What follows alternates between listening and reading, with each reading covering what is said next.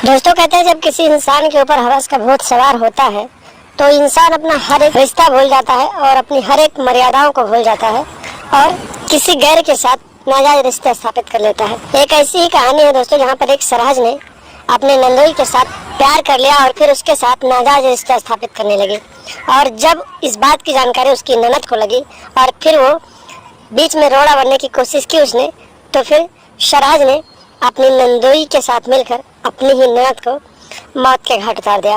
नमस्कार दोस्तों, स्वागत है आप सभी का हमारे एएसएन क्राइम अफेयर चैनल में। दोस्तों ये कहानी बिहार के छपरा जिले के रोहितपुरवा नाम के एक छोटे से गांव से सामने है, जहां पर रोहित नाम का एक लड़का रहता था जिसकी शादी अभी कुछ ही दिन पहले बिहार के ही भागलपुर जिले में हुई थी। दोस्तों रोहित अक्सर अपने ससुराल आता जाता रहता था, जिसकी वजह से उसकी जो सरहज थी उससे कुछ ज्यादा ही उसकी हंसी मजाक होने लगी थी। दोस्तों जब रोहित अपनी सरहज के साथ हंसी मजाक करने लगा तो उसकी सरहज अपने नंदोई की तरफ आकर्षित होने लगी, क्योंकि उसका पति काफी दिनों से विदेश रहता था, पैसे कमाता था, तो वो अपने पति के साथ नहीं रह पाती थी, उससे अच्छी अच्छी बातें नहीं कर पाती थी। तो उसका मन अपने नंदोई के ऊपर मचलने लगा और फिर वो अपने नंदोई के ऊपर ही प्रेम जाल फेंक दिया उसने और फिर अपने नंदोई को अपने प्रेम जाल में फंसा लिया और फिर उसके साथ नाजायज रिश्ते स्थापित करने लगी। दोस्तों सरहज अपने सभी रिश्तों को तार तार करते हुए, सारी मर्यादाओं को पार करते हुए अपने नंदोई के साथ नाजायज रिश्ते स्थापित करने लगी। काफी दिन ऐसे ही बीतते गए दोस्तों। जब भी नंदोई अपने ससुराल जाता था तो सरहज अपने नंदोई के साथ पूरी रात 61-62 वाला गेम खेलती थी। दोस्तों एक दिन की बात है, नंदोई अपनी पत्नी के साथ अपने ससुराल गया हुआ था। रात के करीब 12:30 बज रहे थे।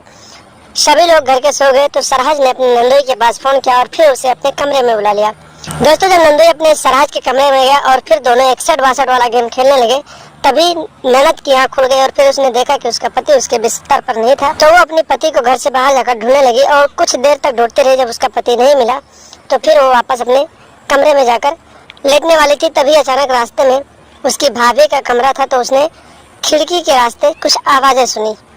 दोस्तों कमरे का लाइट ऑफ नहीं था, तो उसने खिड़की के रास्ते से जब देखा तो अंदर का नजारा देखकर उसके आंखों की नींद उड़ गई और फिर उसने अपनी भाभी का दरवाजा खटखटाना शुरू कर दिया।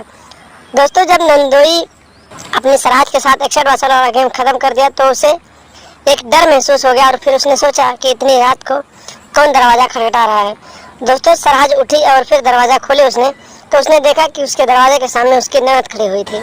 दोस्तों ननद ने ना कुछ पूछा ना कुछ जांचा और सीधे अपनी भाभी के रूम में घुस गई और फिर अपने पति के पास जाकर पहुंच गई और फिर उसने अपनी भाभी और अपने पति से झगड़ा करना शुरू कर दिया और अपनी भाभी की तरफ मारने के लिए दौड़ी। तभी उसकी भाभी ने उसका हाथ पकड़ लिया और फिर उसके साथ हाथापाई करने लगी और देखते ही देखते दोनों का झगड़ा इतना आगे बढ़ गया कि सरहज ने अपनी नंदोई के साथ मिलकर अपनी ही ननद को जान से मार दिया।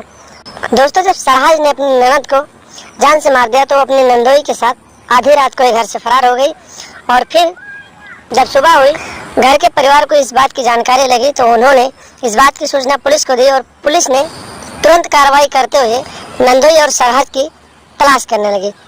दोस्तों पुलिस ने काफी मशक्कत के बाद लगभग 8 दिन के बाद नंदोई और सरहज को हिरासत में लिया और फिर पूछताछ करने लगी। पहले तो दोनों ने इधर उधर की बातें की, लेकिन जब पुलिस ने कड़ाई दिखाई तो फिर सरहज ने पूरी सच्चाई पुलिस वालों को बता दिया और फिर अपना जुर्म कबूल करके अपने आप को कानून के हवाले कर दिया। दोस्तों इस तरह से पुलिस ने इन दोनों को हिरासत में लिया और आगे की कार्रवाई के लिए जेल में डाल दिया। तो दोस्तों मैंने आपको पहले ही बताया, जब किसी के ऊपर हवस का भूत सवार हो जाता है तो अपने हर रिश्ते को तार तार कर देती है और जब कोई बीच में रोड़ा पड़ता है तो वो औरत उसकी जान की दुश्मन बन जाती है।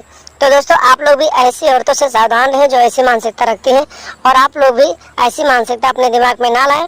सावधान रहें, सतर्क रहें, ऐसे लोगों से हरदम बच के रहें, घर परिवार को सुरक्षित रखें और लगातार हमारे साथ बने रहें। हमारे चैनल को सब्सक्राइब कर लें और हमेशा देखते रहें एएसएन क्राइम अफेयर।